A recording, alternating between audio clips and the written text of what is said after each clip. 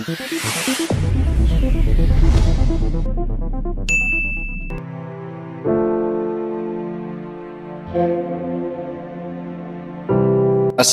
warahmatullahi wabarakatuh. Halo, salam jumpa lagi di channel ini.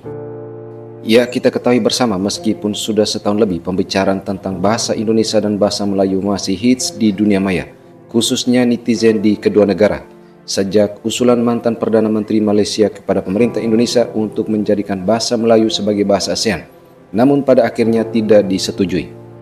Dan di video kali ini kami kembali mereaksi sebuah video oleh seorang anak muda Malaysia yang mengulik tentang isu bahasa Melayu yang dijadikan sebagai bahasa ASEAN. Videonya memang sudah setahun namun masih menarik untuk diulas. Oke, mari kita tonton videonya. Wah, tiba-tiba kita nak jadikan bahasa Melayu sebagai bahasa ASEAN. Ini satu perkara yang begitu baik. Saya setuju. Tetapi di sini saya tak nak bercakap kenapa bahasa Melayu layak jadi bahasa ASEAN. Tetapi saya nak bercakap tentang adakah kita sudah bersedia untuk menjadikan bahasa Melayu sebagai bahasa ASEAN. Tuan-tuan dan puan-puan, kita sendiri pun tahu berapa ramai rakyat kita yang tak boleh bercakap dalam bahasa kebangsaan. Kita sendiri pun tahu sekarang ni banyak kondominium, banyak nama jalan, banyak nama pusat membeli belah semua dalam bahasa Inggeris. Benda ini adalah fakta, benda ini adalah realiti. Kita sendiri tak perkasakan bahasa kebangsaan kita. Tuan-tuan dan puan-puan, berapa banyak forum, seminar, program-program perbincangan yang dibuat dalam bahasa Inggeris? Banyak. Kadang-kadang kan sampaikan kita rasa macam kita ni bukan dekat Malaysia. Semua benda dalam bahasa Inggeris. Saya tak kata salah bercakap dalam bahasa Inggeris, tetapi ini keterlaluan. Sampaikan seolah-olah bahasa kebangsaan ini terus diketepikan. Nak mencari kerja, lagi dahsyat. Tak tahu bahasa Melayu tak apa, tapi wajib tahu bahasa Inggeris. Tuan-tuan, kalau kita pergi ke Jerman, pergi ke Turki, pergi ke Jepun ke, mereka utamakan bahasa mereka dulu.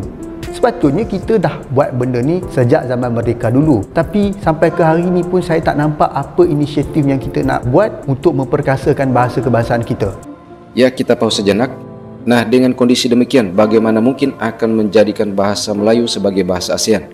Sedangkan di dalam negeri sendiri saja meskipun sudah ditetapkan dalam konstitusi negara, masih banyak persoalan yang terkait dengan bahasa sebagai identitas kebangsaan dan kenegaraan. Oke, kita lanjutkan. Indonesia, orang di sana semua bercakap dalam bahasa Indonesia. Sekalipun mereka ada suku yang berbeza, ada orang Jawa, ada orang Melayu, macam-macam provinsi yang ada di sana, tetapi mereka masih lagi bercakap dalam bahasa Indonesia. Tapi ini tak berlaku di Malaysia. Sudah tentu orang akan ketawakan kita. Mana mungkin kita berlawan dengan negara Indonesia nak jadikan bahasa kita sebagai bahasa ASEAN, tapi kebanyakan rakyatnya tak boleh bercakap dalam bahasa kebangsaan dengan baik. Ini satu perkara yang melucukan. Ambil contoh Melayu di bandar. Melayu di bandar suka bercakap dalam bahasa Inggeris tau. Kalau kita pergi jumpa beberapa rakan-rakan yang nampak macam agak sedikit berkerjaya tinggi ni, pergaulan mereka selalunya dalam bahasa Inggeris. Susah nak tengok yang bercakap dalam bahasa Melayu. Kalau bercakap dalam bahasa Melayu pun akan bercampur bau. Jadi ini adalah satu masalah. Bermakna kita ni tak bersedia nak jadikan bahasa Melayu sebagai bahasa ASEAN. Kenapa Malaysia nak jadikan bahasa Melayu ni sebagai bahasa ASEAN? Sebab kita punya populasi besar. Kalau kita himpunkan, gabungkan populasi Malaysia, Indonesia, Brunei, Singapura yang bercakap dalam bahasa kebangsaan besar. Jadi itu sebab kenapa kita nak jadikan bahasa kita ni sebagai bahasa ASEAN. Bila kita katakan jadi bahasa ASEAN, nanti bila dalam forum, dalam seminar, kita boleh saja bercakap dalam bahasa kita. Contohnya kalau kita nak buat program-program himpunan antara menteri-menteri di ASEAN, kita boleh buat dalam bahasa Melayu. Kemudian kita ada penterjemah. Jadi itu kebaikannya dan ini peluang untuk kita melihat bahasa kebangsaan kita di seluruh negara-negara ASEAN. Ya, di ujung videonya juga masih terkesan membuat generalisir. Pernah kami sampaikan pada video kami sebelumnya bahwa secara histori bahasa Indonesia memang induknya dari bahasa Melayu. Namun itu pun dari Melayu Rio, yang perkembangannya sudah jauh meninggalkan bahasa induknya dengan perpaduan bahasa-bahasa asing dan bahasa daerah. Kemudian sistem ketatabahasaan, kosakatanya pun sudah berbeda dengan bahasa Melayu di Malaysia. Lalu apakah Indonesia fobia dengan Melayu sebagaimana ada video-video dari warganet Indonesia sendiri yang mengangkat tajuk dalam videonya seakan-akan orang Indonesia fobia dengan Melayu? Perlu diketahui bahwa dari 270-an juta warga negara Indonesia bukan fobia dengan Melayu dan aspek-aspek kemelayuan. Jangan karena persoalan bahasa di kedua negara, kemudian digeneralisir seakan-akan warga negara Indonesia fobia dengan Melayu.